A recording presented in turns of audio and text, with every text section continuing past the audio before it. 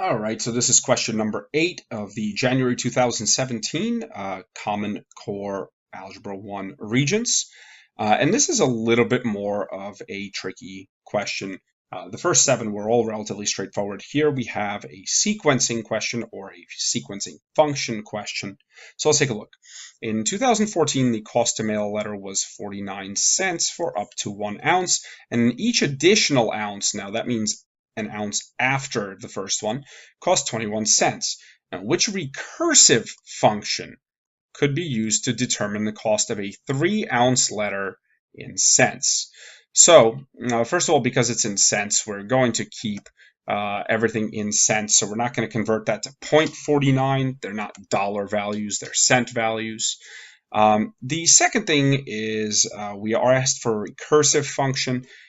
Which means that we are always going to give an as some function of an minus 1, meaning the current term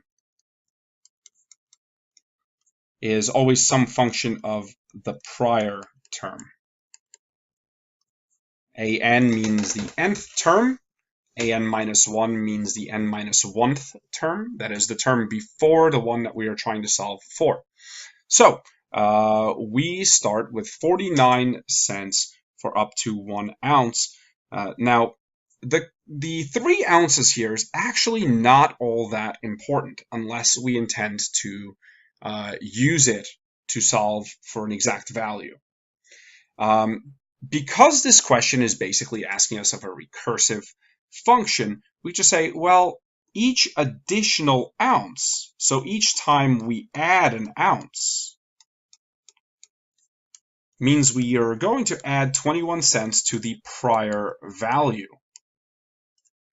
So this answer simply has to be choice 1, because what we have here is our A1, the initial value of the first ounce is 49 cents.